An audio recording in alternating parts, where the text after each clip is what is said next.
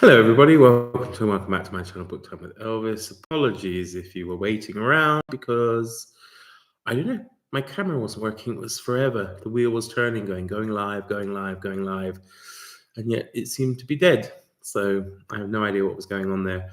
So it's a rainy evening here in Czech Republic, and I just thought, well, what better way to spend it than popping on and saying hello to some of my online friends. I am solo, so you might be disappointed to find out that there's not a Steve Donahue here, there's not a Sean D. Standfast here, or a Jim from Mystery and Mayhem. It is only me, but I'm sure I can do my best to talk with you for at least half an hour, 45 minutes or more. We'll see how it goes, but yeah, I am solo, so that put a bit of pressure on me to keep up the conversation, I suppose. But I see Aaron's here at least. Hey, Aaron, how's it going? How's it going with your reading of Aubrey Maturin? I see you've scheduled a live for the 25th. Was it HMS Surprise? I can't remember if I've read that one. I think I've done the first 7 so far. Haven't done the full cycle yet, but I do plan to. Maybe this summer even. They are really wonderful books. I did recently reread Master and Commander, the first book, and that was very enjoyable. I have to say, really, really good fun. So I can see there are a few people here. Don't be shy. Don't run away. I can't actually see who you are, so you are anonymous. Don't worry until you type, of course. But yeah, feel free to put something in the comments. So I've got something to talk about rather than just rambling on and on and on. Did finish a book today though, which was nice. I finished Last Chance to See by Douglas Adams and Mark Caradine.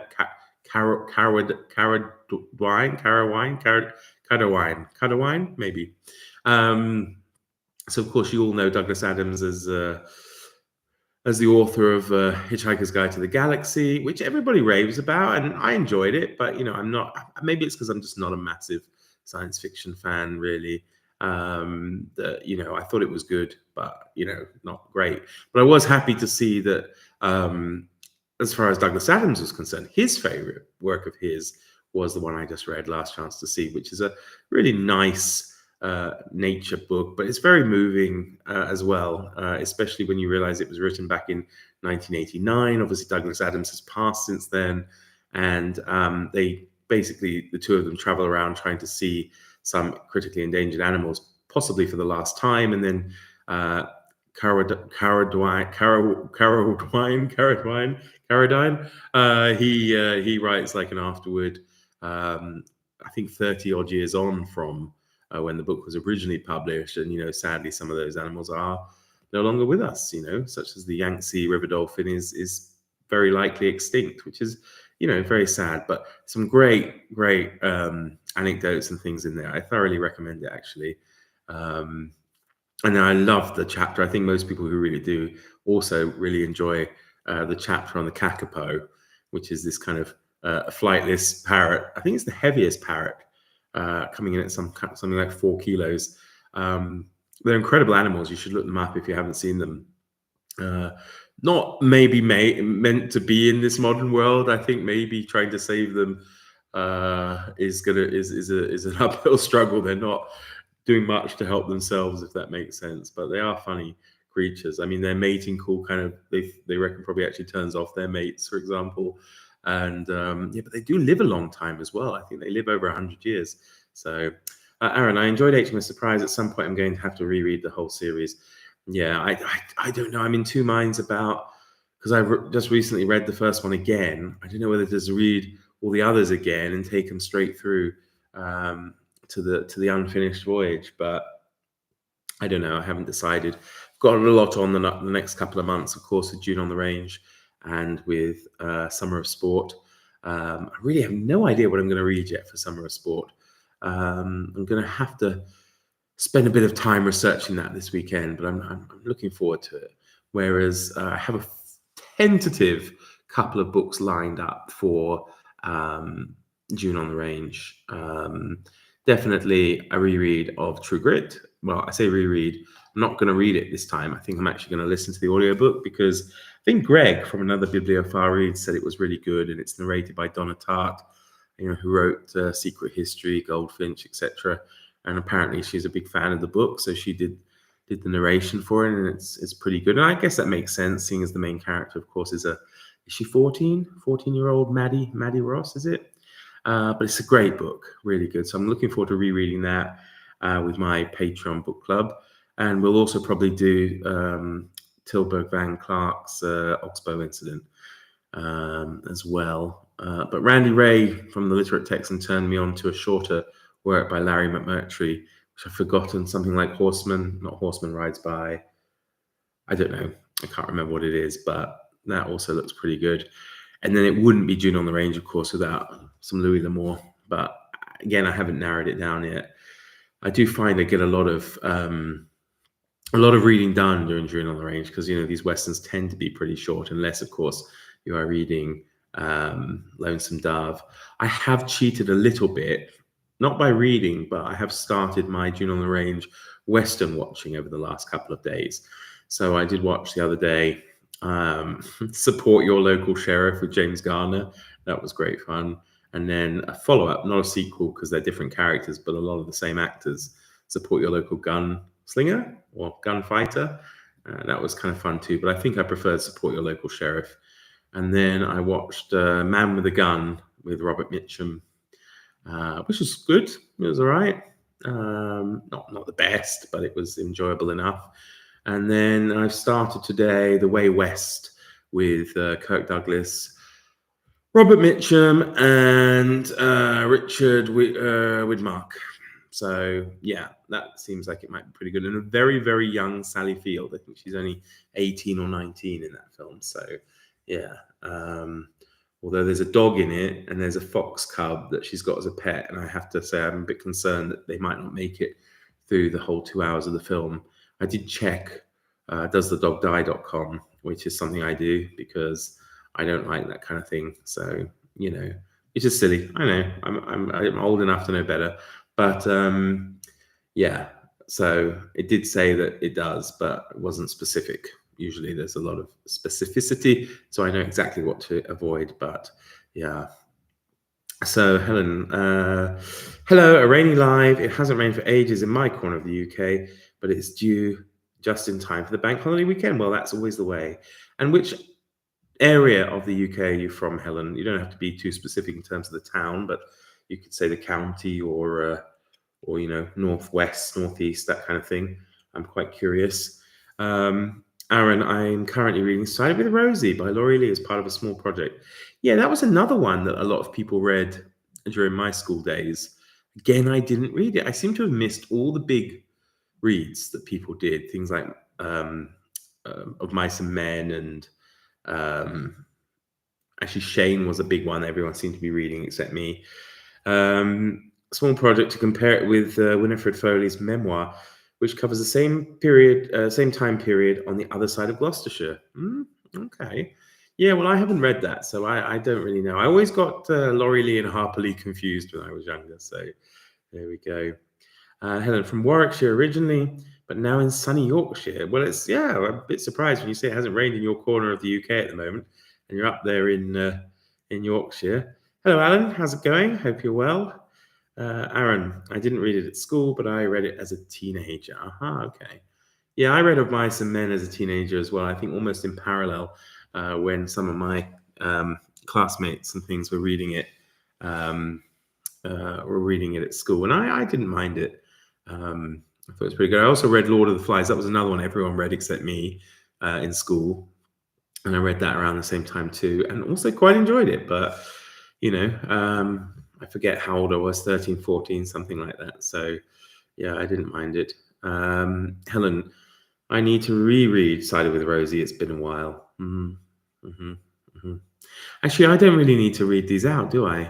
Necessarily. Well, I suppose just so you know, I've got them. I'm not used to doing this on YouTube. Obviously, I'm normally doing it on StreamYard. So yeah, I'm not used to being doing it this way around. And I think, if I remember rightly, when you use this YouTube Live, you have to you have to remember that it's in mirror image. So yeah, I don't know. How's what's everybody else reading? Alan, what are you reading at the moment? And Helen, how about you? You reading anything good? And anybody else, of course, feel free to tell me. I know there's, as I say, a few more of you in the watching the stream rather than in the comments. As I say, don't be scared. I don't bite. Um, Generally, Elvis does the biting, not me. But yeah, so our last chance to see was excellent, and I recommend that to anybody. Really, it was really nice, and doing it maybe as an audiobook was extra nice. It kind of felt like a podcast. I think when I get my Audible credits reloaded, I think I might actually get the radio uh, program of Last Chance to See.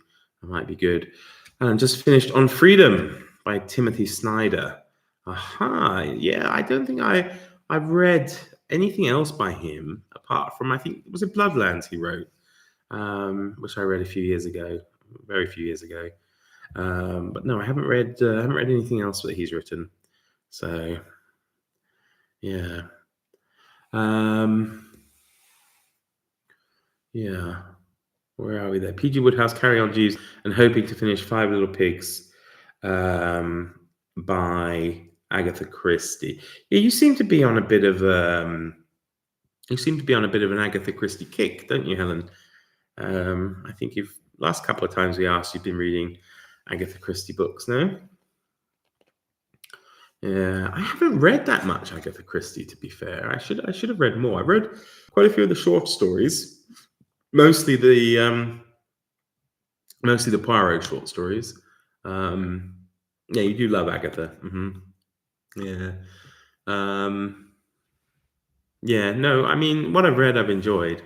I think it's just, this there's just sometimes so much to read, and I think in some ways I do find I have a bit of reading attention deficit problems. I need to kind of move on and do and kind of do things. So I guess it's a big way that I like a reason why I like June on the Range, because the books are so small. I can just kind of bombard my way through them. But if I remember right, I probably do get a bit westerned out by the end of June. Yeah. James, I'm not sure what I want to read today.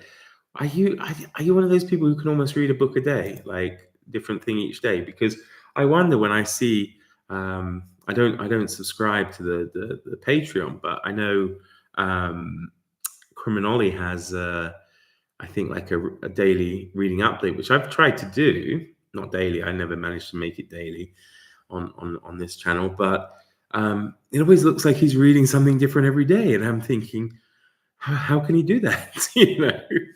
How can he do that? Good evening, Aaron. Good to see you, Alan. It was written around the time of Russia invaded Ukraine. Pretty depressing reading. Yeah, I mean, gosh, I remember that well. Of course, we were a bit nervous here, definitely, because it's not a million miles away. There's only Slovakia between us and Ukraine in the shortest way, I think. And it's not that far. Slovakia is not a particularly big country.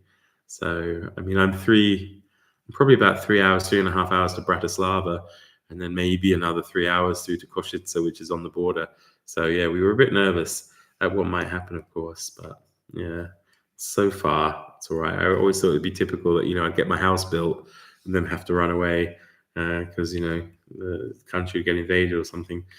And I'm also reading through the Sherlock Holmes short stories and absolutely loving those. Yeah, well, they are great, aren't they? They are really good. Actually, I need to put up my Sherlock Holmes short story, don't I? Sherlock Holmes and Winnie the Pooh.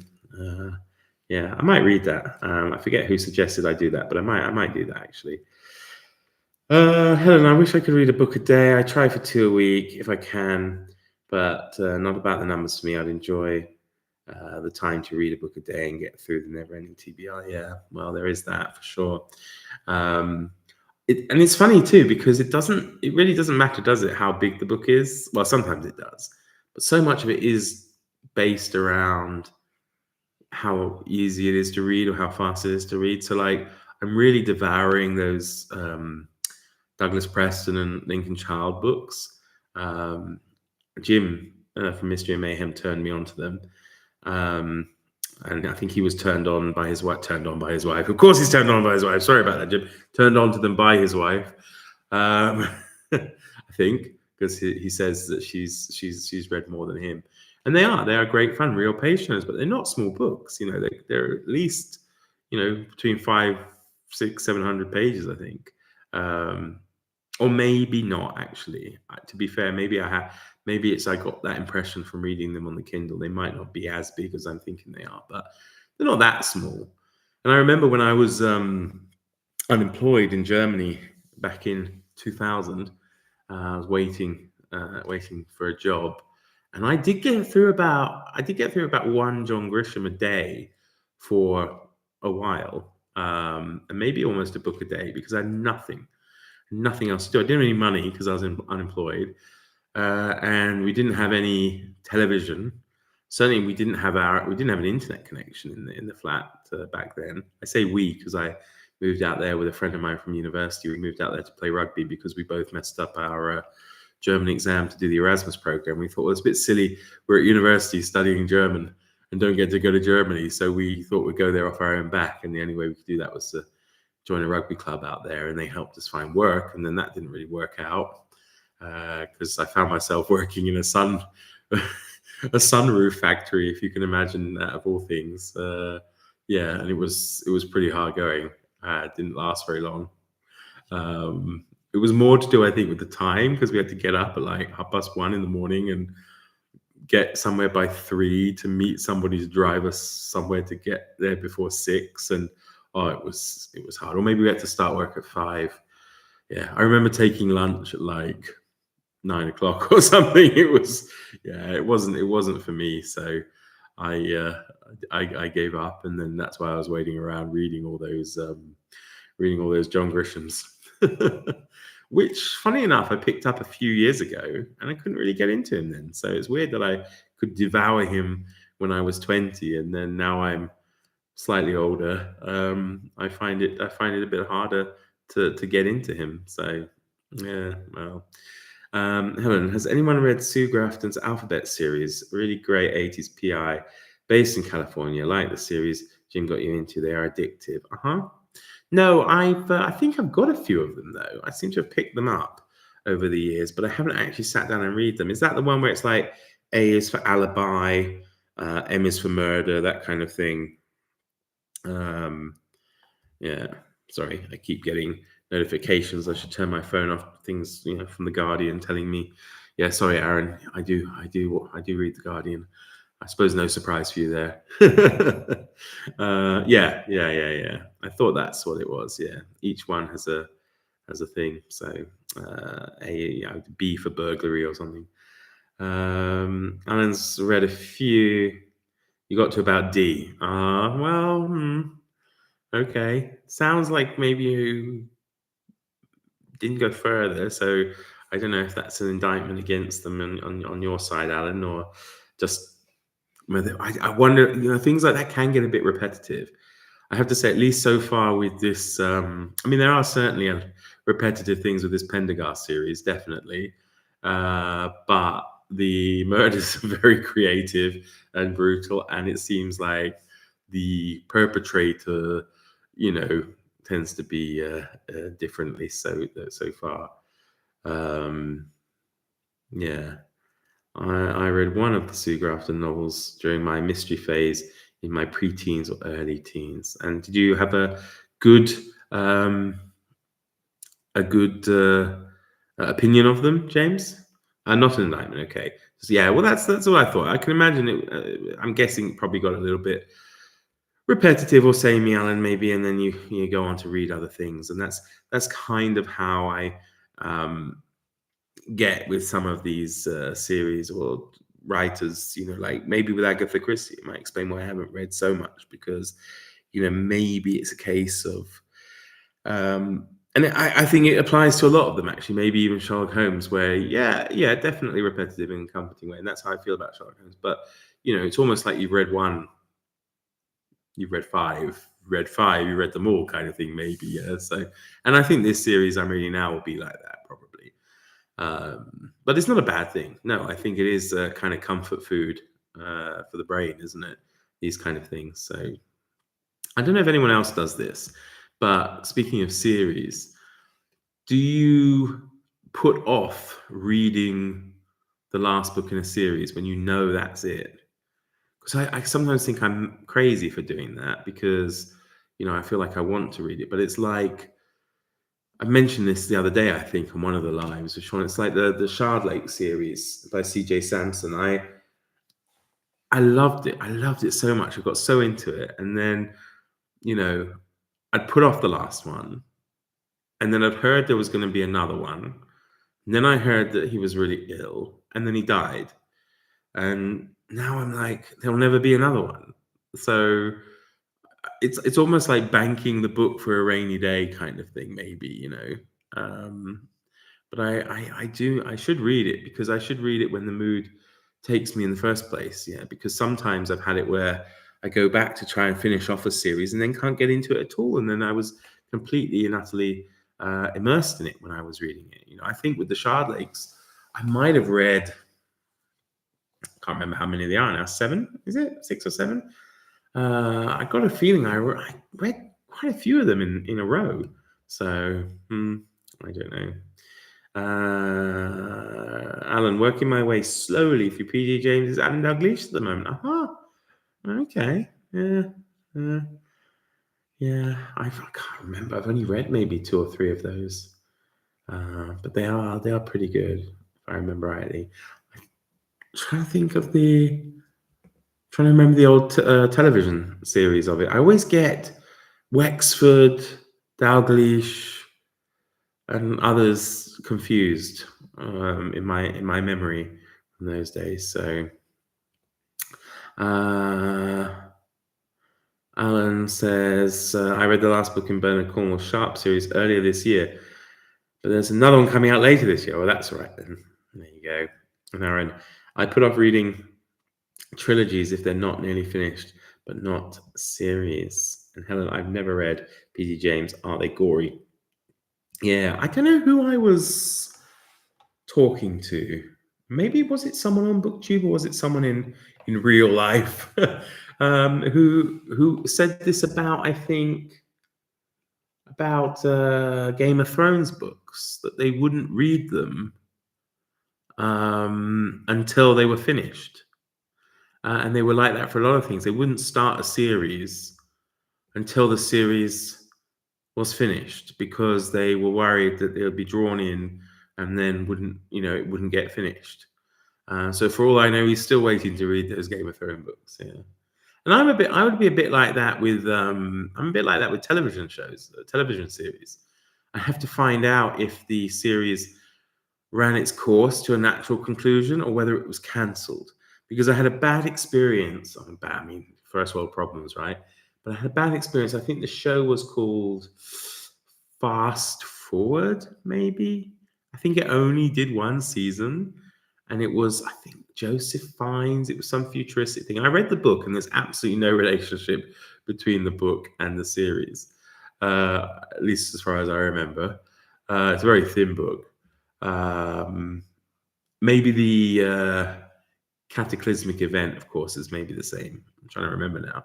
Basically, it's like the whole world stops for or everybody blacks out. Is that the same one? That is the same one. Everybody blacks out for like a minute, 2 minutes, and planes fall down. All this kind of stuff happens, and the series was quite good. And then it just stopped, and there was no natural ending. And I thought, well, I invested the time in it, and it was very annoying. So yeah, I do have to find out. PD James, not really gory, but occasionally a bit graphic.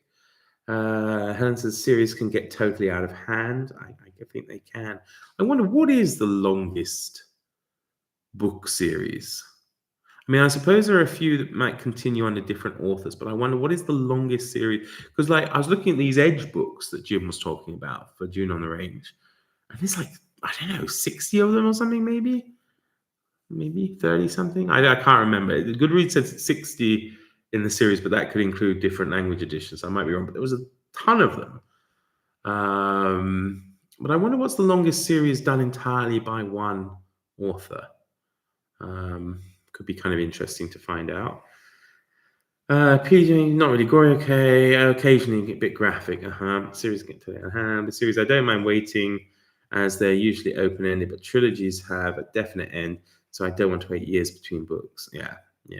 That's a good point. I suppose some of these longer ones, like maybe that Grafton series, I'm sure you can tell us, Helen. You can probably come in and out of that, and not necessarily you don't have to read it in order, do you? A to Z. Helen's a wimp. I don't like gore graphic violence. Yeah, I'm a prude, I find, as I'm getting older.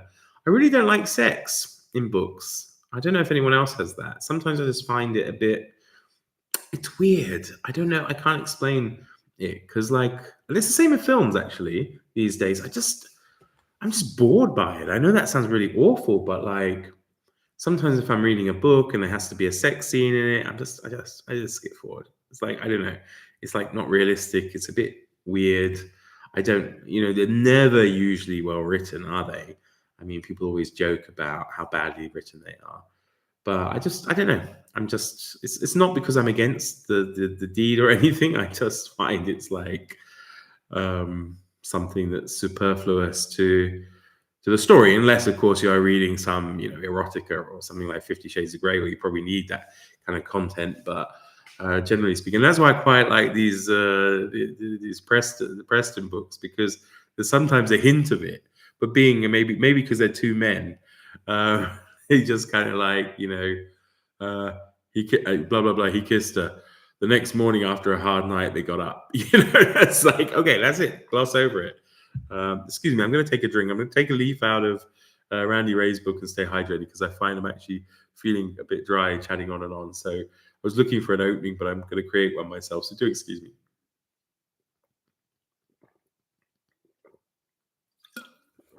There we go. That's much better. Ellis Peters' Cadfile series is good and not gory. Yeah, that's what I remember. I think I only read the first one or two of those, but it's one I definitely want to get back into. 60 is far too long. In order is best for character development, not necessary, of course. Yeah. And I'd imagine the longest series by the same author would probably be one of those 70s pulp series or something currently being published on Kindle. Yeah, I would imagine maybe one of the. I mean, Ed McBain, if he is a person, right? Because you never know with some of these people, they are like different people writing under names. But if he is a person, then he must have written quite a lot. There's quite a few of those precinct, whatever the number is, books. And I've heard good things about Cadfael Allen. Yeah, yes, and the series. I remember the series in the early '90s. I think it was the early '90s, was it late '80s? With Derek Jacobi was pretty good. I remember I used to watch that back in the day when I was a kid, or young teenager. Yeah. So no, but I do. Yeah, I do need to read. I do need to read them. I think. Yeah. I don't know. Is it repeated anywhere? It must be on something. I have to have a look. Yeah, because it's always a bit hit and miss here with what's with television and different things that are on. And I find I have quite a lot of subscription services, which is really, well, I suppose a lot of people probably do as well. If you want to watch this, you have to have that subscription. If you want to watch that, you have to have that one. You have to draw the line somewhere. And then, I drew the line at getting Apple TV. And then, of course, a couple of things I see advertised. I'm like, oh, that looks great. I better wait for some kind of free trial or something. It's on ITV3 in the UK, is it? All right, okay. There might be a way around it all. Helen, I absolutely love discovering a new series. 7-ish books is the optimum, not too long, but can get stuck in. Aaron, the radio series was great with the late Philip Maddock playing Cadfael. I think they'd be free on YouTube somewhere. Yeah. Well, actually, the I mentioned this before, but the what's his name? Jeremy Brett, Sherlock series from the 80s. They're all free on YouTube. And I don't know if it's just outside the UK, but the not a book, of course, but I was surprised to see that the Father Ted series, complete series, is free on YouTube as well. And it's under is it Hat Trick who does it, or one of the production companies? But it's under their YouTube channel, put out there abroad. So that's pretty cool, I think. So yeah, great TV detectives. Now, is Brother Cat? Well, no, he's not, is he? That's nonsense, because there are plenty of murder mysteries set in ancient Greece or ancient Rome. I don't know if there are any set in ancient Egypt. There probably are. I wonder, has anyone done any prehistoric murder mysteries? Could be kind of interesting, maybe. I don't know. Yeah, I'd be curious to know who is the oldest in terms of you know real time, so to speak. Private eye. Yeah, if anyone goes further back than ancient Greece or ancient Egypt. What have we got here? YouTube is great for old shows. I rewatched some Grange Hill recently. Really? Oh my goodness, Grange Hill. Yeah. Mm. There's some channel I came across recently called I think it's called Forgotten British Television Shows or something like that, and they have some really obscure ones. One or two I did remember. Um, yes, Falco's Roman. Yeah, yeah, but there's a great series that I recommend. I think it's Gary Colby or Gary Corby. Maybe Gary Colby. Better look it up, I suppose. Uh, Gary Colby, author. It's going to be Gary Colby. Yeah, Gary Colby. Is it? Yeah. Yeah. Corby. No, I was wrong. Gary Corby. And the first book is The Pericles Commission. And I think it's only 6 books, maybe, but they're set in ancient Greece, and they're great fun, really good fun. And I can't remember the main character's name. Again, I've saved, I think, the last one to read, possibly the last 2. Can't remember the character's name, but he's he's been Corby's put him in Socrates' family. So his little brother, because the main character's only, I think at the start of the novel, he's only like 16 or 17, but it's not a young person's novel. It's just, obviously they didn't live very long, so they started earlier. But his little brother is going to be the person who becomes Socrates. So as far as we know about Socrates, the father and mother of the household follow the same jobs and whatever that Socrates' parents did. And it's great fun, and he meets different characters and real people from ancient Greek history, and even travels, I think, to Persia and Asia Minor and different places, and he's solving murders and conspiracies and stuff. But it's great, and he talks a little bit like it's kind of more modern speak, which I don't mind. It's a bit similar to there's a Roman guy, David Wishart is the author. Marcus Corvinus, is it the series? And that's great. That's really great. I think the first book is, oh my god, something about Ovid.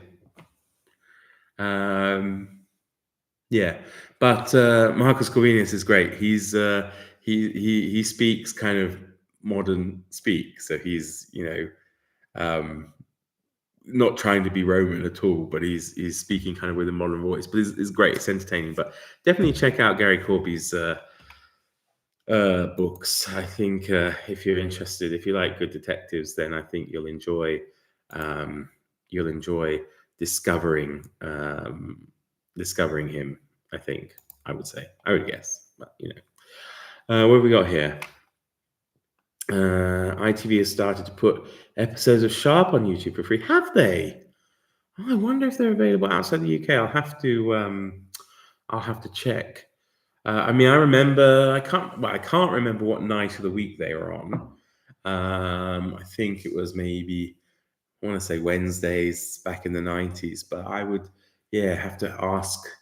I would have to stay up to watch them because I think it was around 92, 3, 94, 95 maybe, when kind of the heyday of the series. And yeah, I'd have to stay up to watch them. Of course, I remember being as a young teenage boy. There was one Sharp, and I'm sure maybe Alan and others will know exactly which one I'm referring to. But there was definitely one that sticks in my mind that's happened to have Elizabeth Hurley as the main guest, the main guest star in that one. So yeah. Steve's here. Hi, Steve. Is it difficult to stay up late because you're so old? It is actually. This is my bedtime right now, generally during the week. I do get up at 4:45, 5 o'clock though, most days. I've just got used to it living here. A lot of people, especially in rural areas, start work at 6 a.m. and finish at 2 or 3 p.m. and have the rest of the day free. It's got something to do with the last emperor. He was a morning person, so he used to get up and conduct his business very early, apparently. And it seems that these rural areas have kind of stuck to that as well. So yeah, I'm just I start school, or I'm at school for 7 a.m.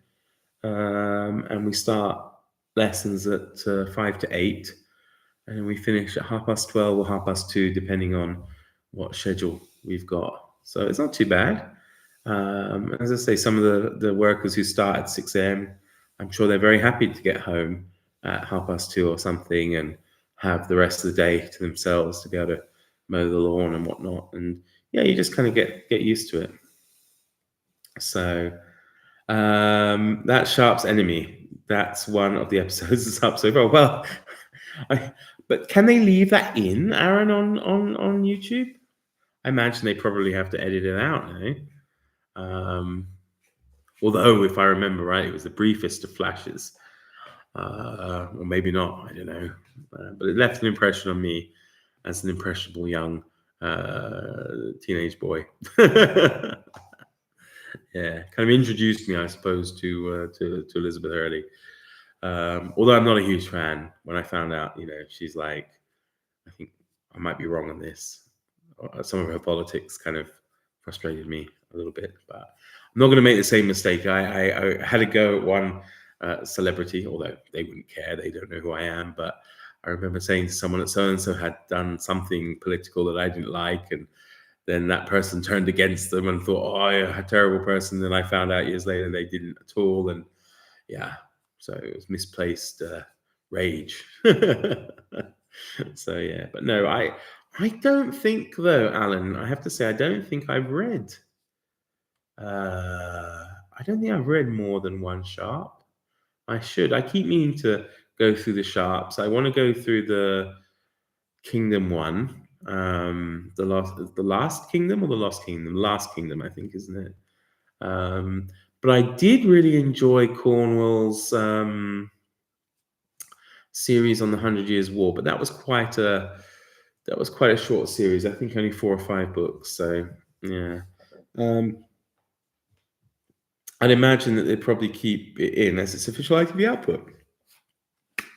I suppose. Yeah, maybe. I mean, it's very tame, isn't it, these days? So people probably see more in adverts, but yeah.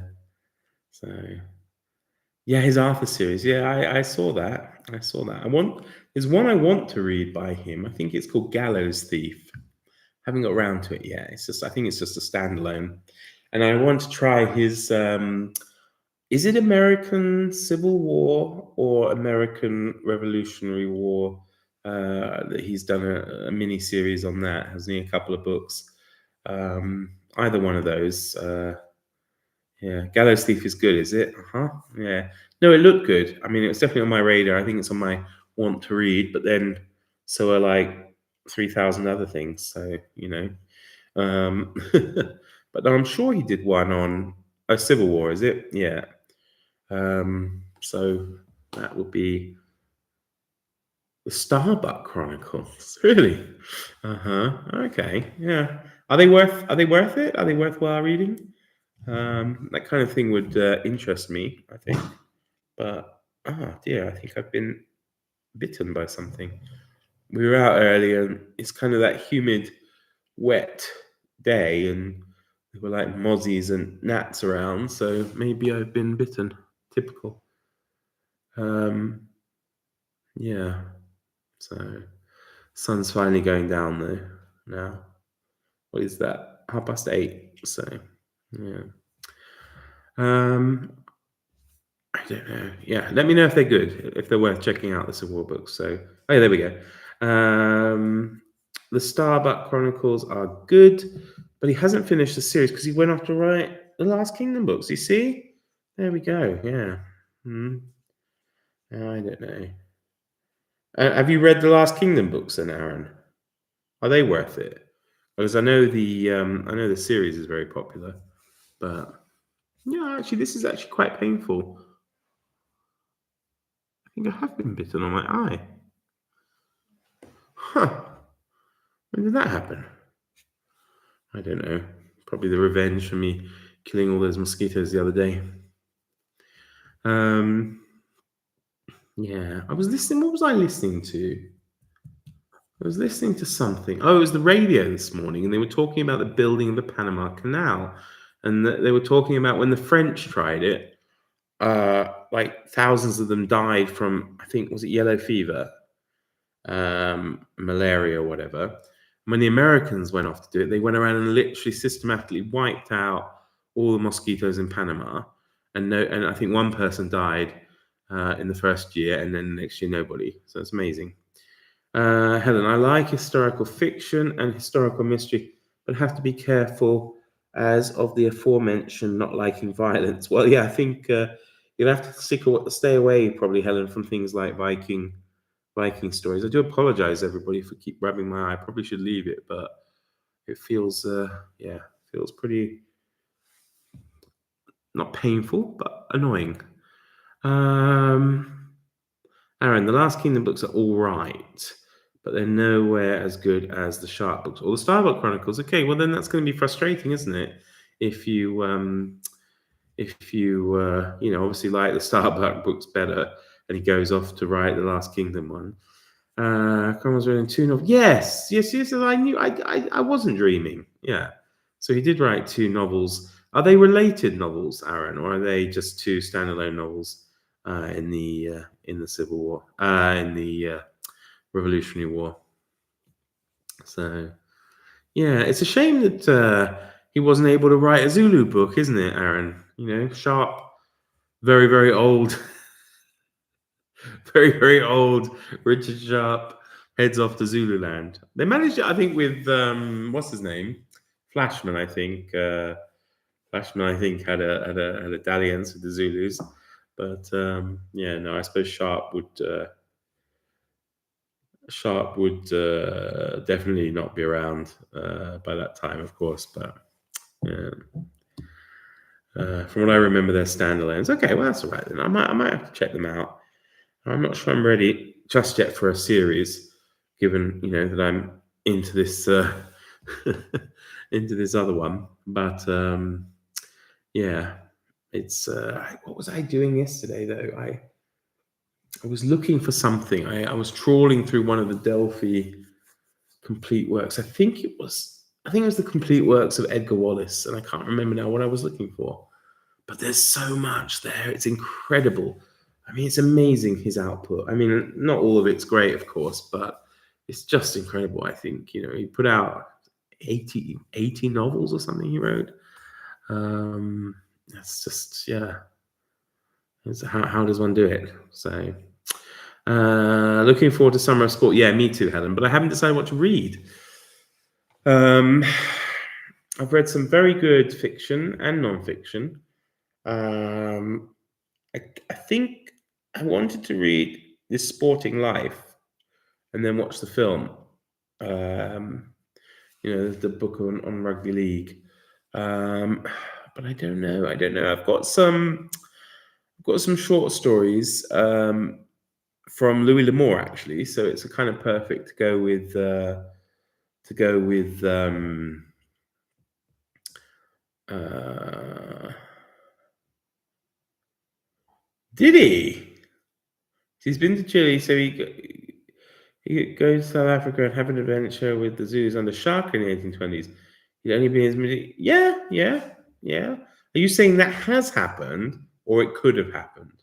Because if there is a Shark book where he goes and hangs out with Shaka Zulu, I'm all in. So that would be awesome. See how him and Francis Farewell get on, eh? Henry Finn. Henry Finn or Flynn? Never remember. Robert Powell. um, you went to well. Yeah. I think Alan, you said so. You mentioned that he met Cochrane. Yeah, yeah, yeah. Yeah, good old Cochrane, eh? Blimey. Yeah.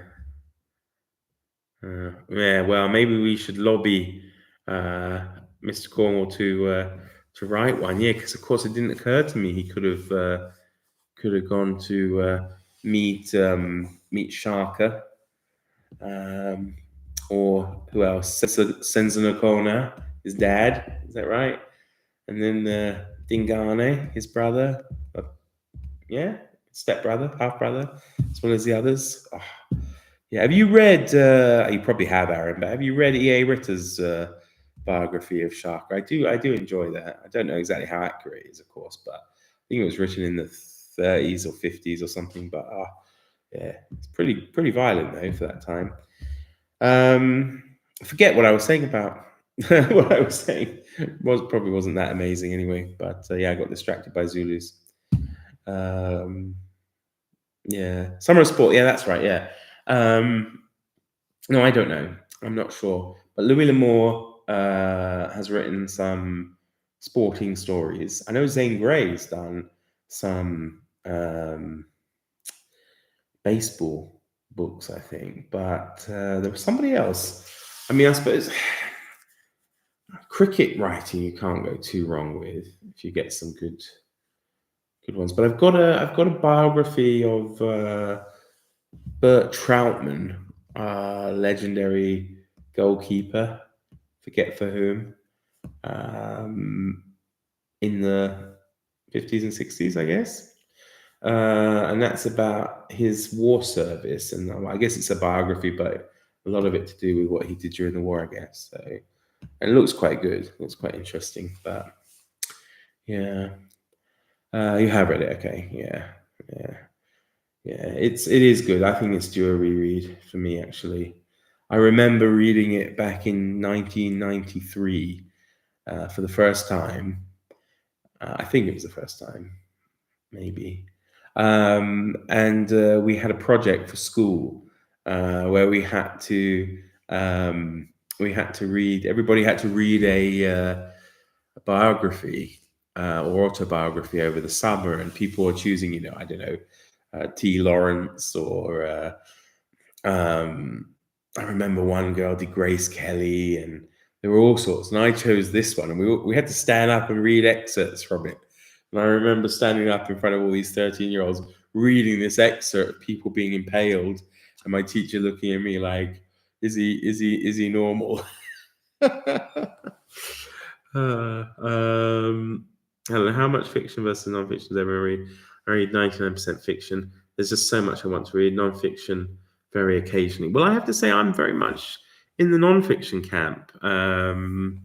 It seems to just be one of those things. I just keep coming back to it. I seem to read non-fiction at a faster pace these days. I don't know.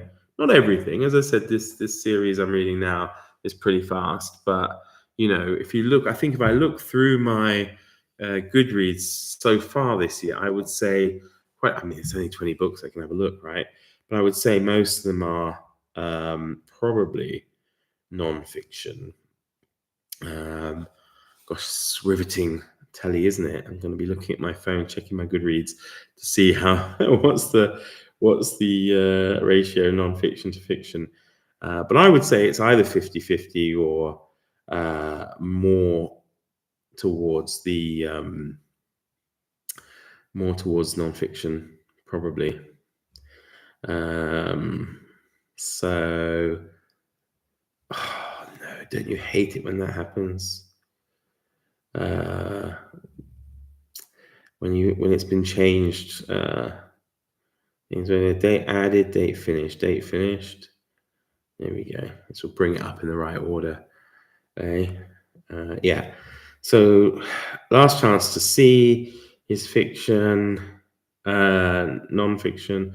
Royal Navy, non-fiction. Blood and Guts, non-fiction. YYC, non-fiction. Captain Blind, non-fiction. That's 5. Sea People, 6. Starting 7. Cochrane, 8. World Before Us, 9. Collingwood, 10.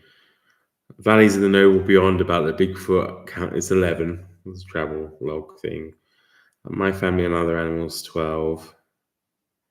In the Footsteps of Mr. Kurtz, 13. King Leopold's Ghost, 14. So I've read so far this year, I've read 22 books and 14 of them were non-fiction. So yeah, I didn't actually realize it was really that high. So, yeah, wow, okay. But I wouldn't say it's all the time the same. Probably comes in swathes, but I think non-fiction is, maybe, I don't want to say a first love, but yeah, I've read a lot of non-fiction throughout my life, even when I was younger. I always enjoyed hearing the real stories behind things. So as I said, even being a kid, 13 years old, and reading a biography on Shaka Zulu, yeah, great fun. Where are we? Alan's roughly 50. Oh, sorry, I keep clicking on it because I think I'm on StreamYard. Alan's roughly 50-50, although so far this year it's about 75% fiction. Aaron, I had that at school every so often. I was reading the Bond novels and Flashman, and occasionally the teachers would politely demand why I was reading them instead of children's books. Yeah, I used to get that too, definitely. Yeah. And then I used to have these weird things where I'd be in the English class and the teacher would be like, oh, such and such, it's just related generally to what we were doing. And I'd be like, oh, I read that. And he'd be like, oh, okay. Helen, I do like nonfiction. I just don't gravitate towards it. I think maybe that's it. Maybe I gravitate towards it. A lot of my fiction reading comes about from recommendations or people saying, read this, try this. Or that, like something like Shard Lake, where maybe someone said, read this book, Dissolution, and I find out it's a series, and then I want to read the whole thing. Or there are the historical fictions, which are, of course, quite often have a lot of non-fiction elements to them. Take maybe even Aubrey Maturin, for example. There's a lot of that's in there is true in terms of like the technical sides of the ships and the way the Navy function, that kind of thing. Although the stories themselves might not be true, they might be based on truth. Because actually, I watched last night as well. I watched The Night of the Hunter, directed by Charles Lawton, starring Robert Mitchum. I seem to be on a Robert Mitchum kick at the moment. And I knew it was a book because I read it last year, and I hadn't seen the film since, I don't know, I can't even remember. Maybe I hadn't even seen it, but it's such a famous film that there's been clips of it played and whatever. But I didn't realize that it's actually based on a true story as well. So the crazy psycho preacher man who goes around killing widows and children was based on a crazy psycho preacher man who went around killing widows and children. I think in the book he's called Preacher Harry Powell, and in real life he was Harry Power, or vice versa. I can't remember now, but it's shocking. Aaron, I think I caused the teacher to speak to the head teacher about me when she saw me reading The Eagle Has Landed because it had a bloody great swastika on the cover. Well, I was a teenage boy who walked around reading Mein Kampf, or at least trying to read Mein Kampf at school. It was a bit different then. We're on the cusp of when probably you would have got away with it. And I also remember ordering years ago in WH Smith's, and then taking it to school because I'd come across him in something. Again, I was still interested, and I was reading the My Life by Sir Oswald Mosley when I was like 13 or 14 as well. Yeah. Yeah, so we all go through stages of reading weird stuff. I had a fascination with right wing ideologies, but not I wouldn't say an unhealthy one. So it wasn't like something I dabbled in. These extremist ideologies, but it was something fascinating in communism too. On both extremes, really. I remember reading. Gosh, yeah, the Communist Manifesto I read again when I was pretty. I wasn't an adult, and then I remember reading a gigantic biography of Franco, and then I think also there was a big 2-volume biography or something of, I can't remember who wrote it, of Lenin. Yeah, so I really went through all those weird things. And then actually, when I went into university, I did do a bit more of that, but I had to because it's part of my course in European history and stuff. Helen, is that Jack Higgins? Fun fact: if it is, my parents were at university with him. I can't recall his real name now. He was a good few years older than my parents, I believe. Excuse me again.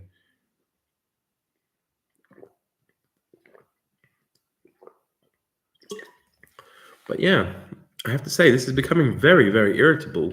So I might not actually last much longer. I might have to go and bathe it. It probably doesn't even show up on there, but it's becoming very uncomfortable. Yeah, Jack Higgins' real name was Harry Patterson. Yeah, yeah.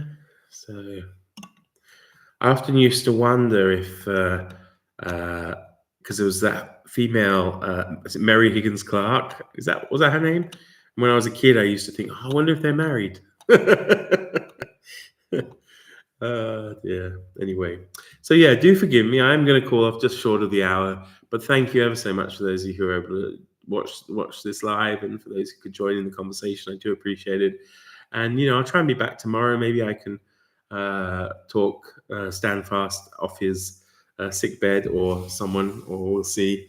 If anyone else fancies coming on, Aaron, Alan, I don't think have you done a live, Alan? If you fancy doing one, let me know. It could be a nice introduction for you to do a live show for the first time. Obviously, I've spoken to you live, but what I mean is like on YouTube. So we can try it out. Just send me a message. All right, everybody, and that's open to anyone. If anyone ever fancies coming on and actually being live on one of these shows, whether you have a channel or not, you're actually very welcome to. But of course, I understand if you want to preserve and protect your anonymity. So tomorrow about 7ish your time, 8 my time. Yeah, okay, I think that might be all right. I'll get back to you. I'll send you a message. Yeah, I'll send you a message to confirm it. But yeah, so that'll be 8 my time. Yeah, I'll let you know. Wonderful. All right, everybody, do take care. Thanks very much for watching, and see you all again soon, possibly even tomorrow. So that's it. Take care, everybody. Bye for now.